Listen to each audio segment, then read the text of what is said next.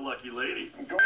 Welcome back. A powerful painkiller has been given the green light by the FDA for the use in some pediatric patients as young as 11 years old.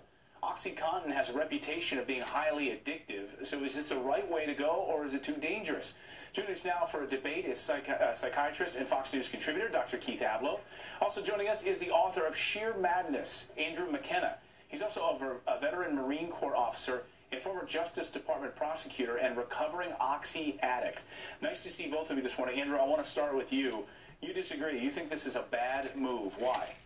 Well, it's a terrible move. It's another example of Big Farm trying to find new customers, and they're targeting this now to preteens and teens, the most vulnerable group probably in our society in terms of addiction to opiates and often leading to the use and abuse of heroin. We know this. It's an epidemic in our country, and nobody's asking the question, were doctors clamoring prior to Thursday's announcement for more powerful drugs for preteens? That's a good question for a doctor that we have on the show. Doctor, were doctors clamoring for more powerful drugs for preteens? And what about the point that he makes that just how addictive these drugs can be?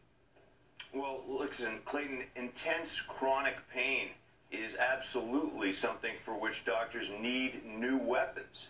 And yes, there are some potential addiction issues here, but 11 and 12-year-olds hitting the street to buy heroin, I don't think so. With all due respect to Attorney McKenna, listen, we know what you happens. don't need to jump in. You need to let me finish. Okay, that's fine. I'll let you go because I'm the professional here. So you go right ahead. Okay. Well, this is the reality, doctor, and we know that middle school students are bringing in prescription drugs that they typically get from this medicine cabinets prescribed by doctors. Now, I don't know if psychiatrists prescribe OxyContin or not. I'm not aware of that. But I've certainly withdrawn from OxyContin.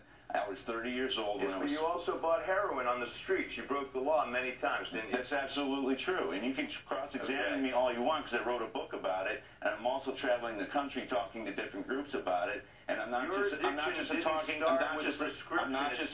head with all due respect.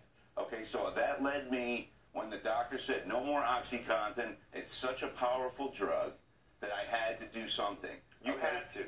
And how about detox? Listen. Did you detox? You're a layperson. You're a layperson when it comes to this. No, I'm a psychiatrist. Well, Doctor, I want you to take the floor. Unfortunately, you've never experienced the reality and the pain of OxyContin. I go through it with patients all the time. Addiction. But in any case, gentlemen, I had a chance when I was a reporter in West Virginia to cover the OxyContin epidemic down there and interviewed OxyContin addicts, and it was a horrible, horrible time to watch these addicts go through this. Doctor, it's terrible. Answer that specific question about these young kids getting access. And that's where a lot of these kids that I interviewed in West Virginia were getting access to these drugs. Yeah, that's right. Well, you know, it's all well and good until it's your kid. And if you have a child with complex regional pain syndrome or cluster headaches or cancer, you'd be asking the doctor, can you relieve my child's suffering? It's very nice for Attorney McKenna to come up here and say, listen, I was addicted to heroin. Listen, I'd like to hear your life story before the addiction to heroin and some of the factors that may have led to that emotionally.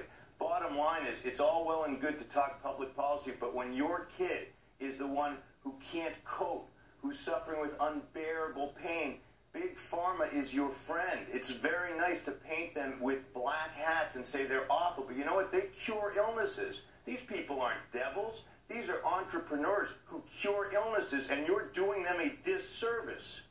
Andrew, I'll give you the final word. What if it was your kid that had this chronic pain? Well, the fact of the matter is there are other ways to treat pain, and Dr. Ablow knows that there currently fentanyl patches are available for children. That's another if it's highly monitored and in careful situations, then I think the prescription would be okay. But I think it would have to be in a hospital setting or a hospice setting, and either that or parents are going to have to be very involved in their children's lives and make sure that they don't fall into the wrong hands. That's the reality. Dr. Ablow, quick final word. Quick final word is, you know, public policy is great, but personal experience is important too. Don't disempower doctors. Give them the tools they need. Let them make their decisions. If they're responsible, not a bunch of jerks. They approved this. If they're responsible doctors. Fascinating debate, gentlemen. We appreciate it. I'd love to hear. Thanks, Dr. Ablow. Thanks, Andrew. Appreciate you joining us this morning. Pleasure. I'd love to hear our views.